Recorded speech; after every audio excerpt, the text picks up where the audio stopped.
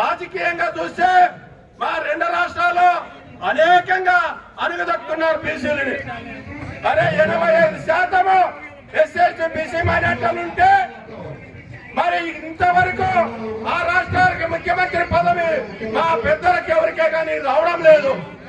మరి అదే విధంగా అక్కడ బీసీలు సీట్లు ఎట్లు ఇస్తున్నారంటే కేవలం 7% ఉన్న జనాభాకి 80% సీట్లు వాళ్ళకి ఇస్తున్నారు. 20% సీట్లలో కొన్ని సీట్ల రిజర్వేషన్లు పోతే ఎస్సీలకి, ఏ కొత్త సీట్లు మా 2-3 కులాలకి అక్కడ ముష్టి పడేస్తున్నారు. ఇది చాలా అన్యాయము, ఇది చాలా దుర్మార్గము.